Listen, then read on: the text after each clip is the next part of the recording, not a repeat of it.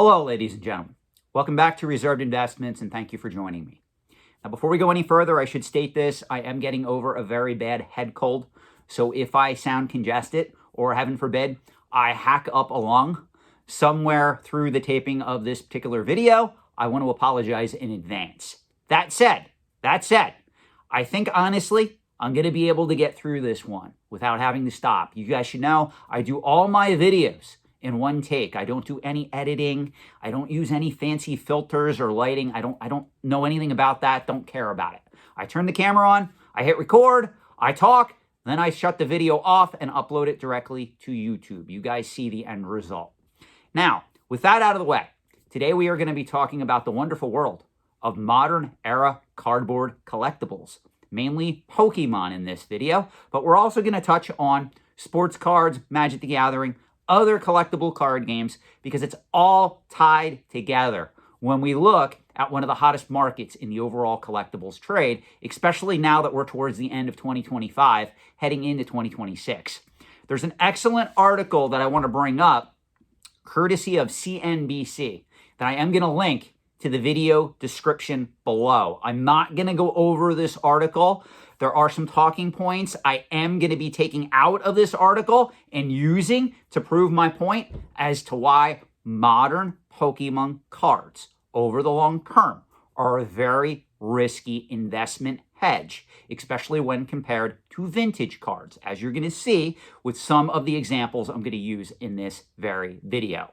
Now, the article that I do want to bring to your attention, though, again, this will be linked in the video description below, was published on Saturday, October 18th, 2025, again by CNBC, and it is entitled, Pokemon Sports Trading Card Boom Boosts Target Walmart Ahead of Holiday Season. And the article was written by Luke Fountain. I always like to give praise or at least credit to the author of these particular articles, because you guys know I write for Antiques and Auction News, and if someone's going to quote my work, I would honestly prefer to get credit for that work, good, bad, or indifferent.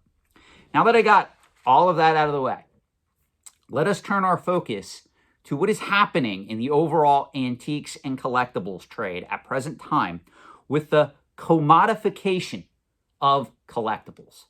Because right now, Wall Street's taking notice, private equity is taking notice, hedge funds are taking notice, and of course, grading companies, auction companies, social media influencers, we're all involved in this market. And right now in the modern era, all you really need, you can take an item that can be third-party graded, you combine it with a social media influencer, and you have it propped up by a high-end auction company, and pretty much you get the market that we're currently in, where a lot of people are looking at these items as legitimate alternate asset classes. Now, to be fair, they're not entirely wrong. Where I take issue with, as a lot of you know, is if you're going all in, if you're putting all your money in certain asset classes, whether it be collectibles, antiques, cryptocurrency, gold, silver, and you're not building a well-diversified financial portfolio first, that's where I think a lot of you guys are getting lost in the weeds. That's where you're making a lot of mistakes from somebody who's not only educated in finance, but also has been active in the antiques and collectibles trade since the ripe old age of 12. Now that I said all that, let me give you some fascinating statistics here that just shows how crazy the market is for collectible cardboard at present time. And again, it doesn't matter if we're talking about solely Pokemon or other collectible card games like Magic the Gathering, or also sports cards. Because the market for collectible cardboard, specifically modern era collectible cardboard, is through the roof right now. We are talking at a market high that is much greater than what we experienced back in 2021, as you're going to see as we go along here, which was really the pandemic boom. So this market is booming past what we went through right around the year 2020, 2021, almost into 2022, where prices were at all-time highs for a lot of this stuff. So for those unaware, just collectible trading card games, sales are up 103% year to date in 2025. And when I say collectible trading card games, Please know that that does not include sports cards, obviously.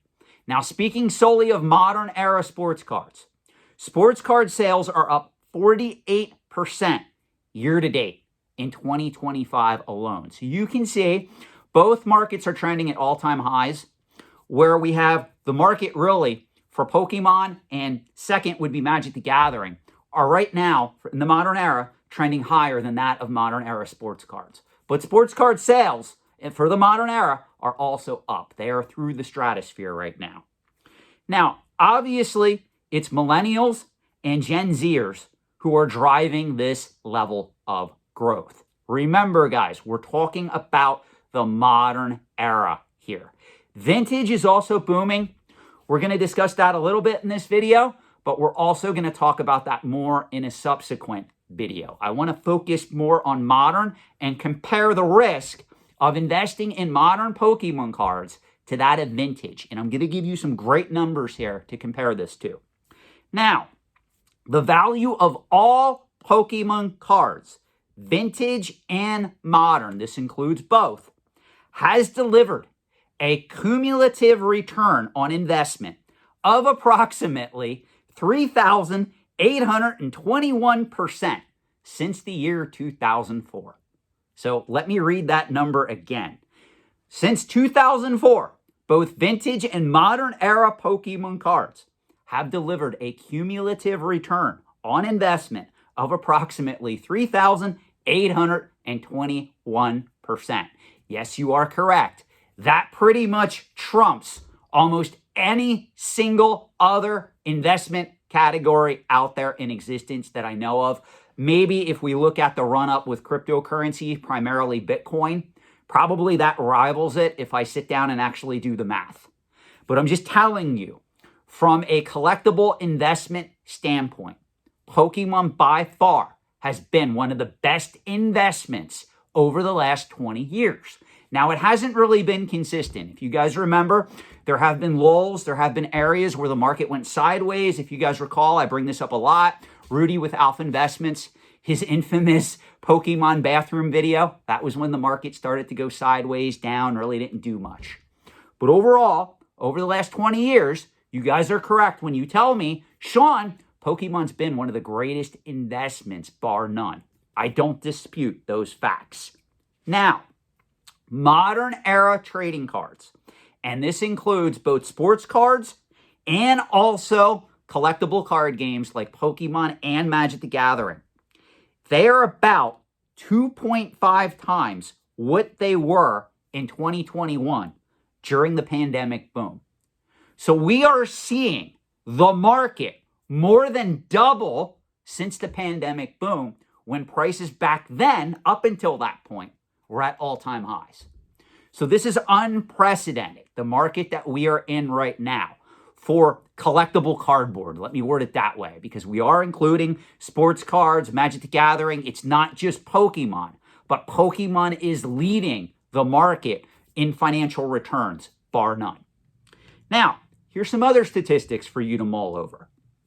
The Pokemon Company alone printed over 10 billion cards in the last year. In the years before 2019, the average was only 1.5 to 2 billion cards per year. So you can see the pandemic hits, demand for Pokemon is at all-time highs. We covered this in an earlier video. The Pokemon Company responds, hey, we're going to up print runs. So they did up print runs. Now, to be fair, between the fiscal year 2023 to 2024, the company printed close to 11.9 billion cards.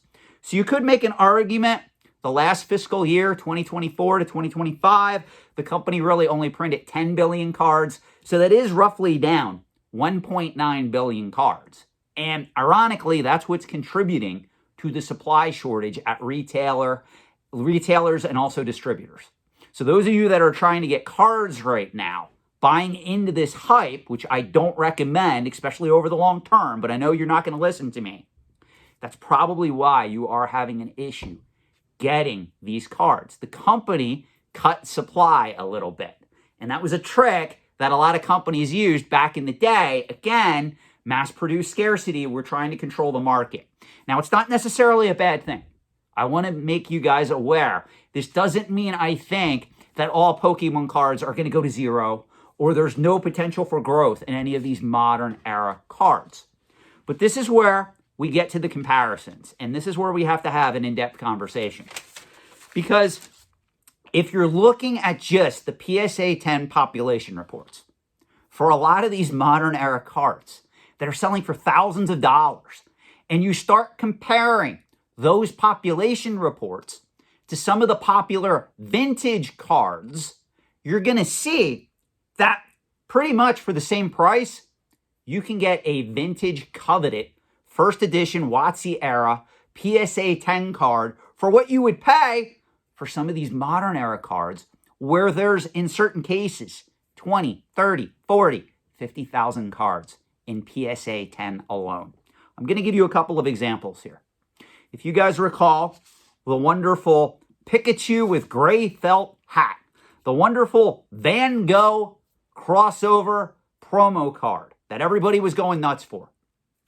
There are currently 94,828 of those cards that were graded by PSA. Now, believe it or not, out of the 94,828 of those cards graded by PSA, 43,934 of them are in PSA 10 condition. So if we're looking at those numbers, literally just about half of those cards are in PSA 10 condition alone. And this is where it gets really good. If we look at the current average selling price of that card in PSA 10 condition, are you aware, as of the recording of this video towards the end of October 2025, that card sells for $1,800 in PSA 10 condition. But wait, there's more. A lot of you guys love the Pokemon specialty set, the 151 box set, the premium box set. The Charizard card that comes out of that set, there are 76,769 of those cards graded by PSA. And believe it or not, 23,615 of those cards are in PSA 10 condition alone. Now, this is where it gets good. The average price for a 151 Charizard is $1,100 in PSA 10 condition. Now, why does this matter? Are you aware, guys, a dark Charizard from the coveted WotC era Team Rocket set, first edition, not the holofoil rare. This is just a first edition dark Charizard Team Rocket standard card. In PSA 10 condition, there are 703 of those cards in existence, and there's only 7,568 total of those cards graded by PSA. This means literally a little under 10% of the total population of those cards that were graded by PSA came back PSA 10 condition. You know what that card has a retail price right now on the market? The average selling price of a PSA 10 first edition Team Rocket Dark Charizard non-holofoil card is roughly $1,500. Now, I got to ask you a logical question. If you're looking at this market from a financial investment standpoint, why the hell would you go after a 151 Charizard card in PSA 10 condition for $1,100 when there's 23,615 of those cards in PSA 10 condition alone? Or, heaven forbid, why would you go after the Van Gogh promo Pokemon card featuring Pikachu with the gray felt hat that has a total population of 94,828 cards graded with 43,934 of those cards in PSA 10 condition alone, which sells for close to $1,800 right now. When you could have, again, the Dark Charizard from Team Rocket, first edition, non-holofoil, for roughly $1,500 when there's only 703 copies of that card in PSA 10 condition alone. Now, when we look at market caps in the overall antiques and collectibles trade, really these numbers aren't perfect. But if we just look at Dark Charizard alone, the Team Rocket first edition card, and we're only looking at the PSA 10 graded copies, if you take the roughly $1,500 average price for that card and multiply it by the 703 graded copies that are out there in PSA 10 condition, you get a market cap a little bit over $1 million for this card. Meaning you could probably realistically go into the market, attempt to buy up these cards, and spend roughly $1.1 million. Now, this, of course, is not perfect because once you go into the market and you start buying up all the PSA 10 copies of the Dark Charizard first edition in PSA 10 condition, obviously, as supply continues to be absorbed, what's going to happen?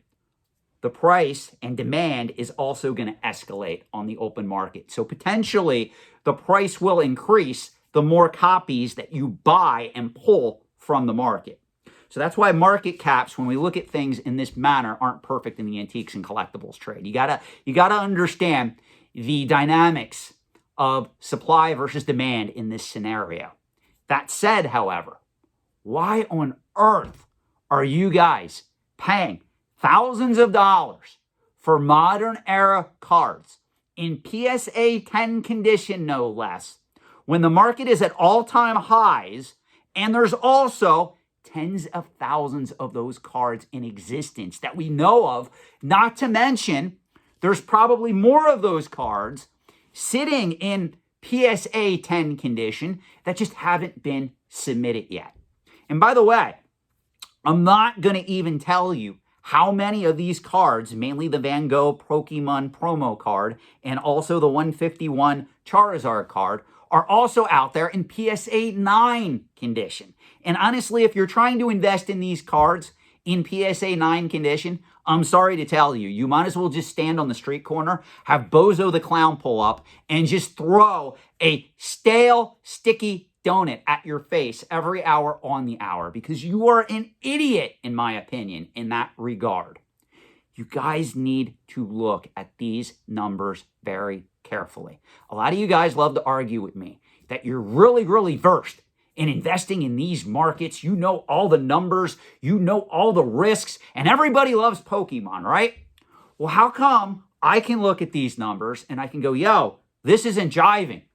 Why on earth, if I'm going to spend $1,500 for a Pokemon card and I'm going to go into the market, I'm going to go after something like the Dark Charizard first edition Team Rocket card in PSA 10 rather than any of these modern cards that are selling for thousands of dollars.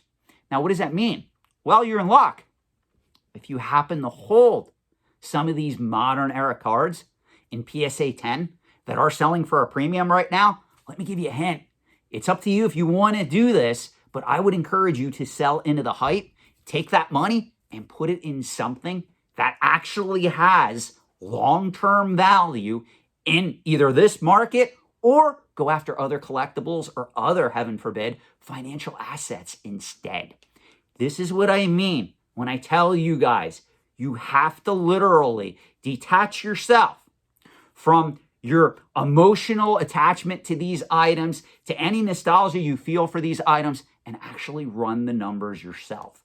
And if you can sit back and do that, you will come to the same conclusion that I'm coming with you at right now. I know most of the Pokemon community, they don't like me. They don't like the videos that I put out. They're not going to take this advice. But there's no way in October of 2025, if I'm going into the market and I want to invest in graded PSA 10 Pokemon cards, I am, for the most part, avoiding modern era cards. Vintage is where it's at. Thank you for watching. Let me know your thoughts in the comment section below. Looks like I got through this video without hacking up a lung. Thank you for watching, and I will see you in another upcoming video.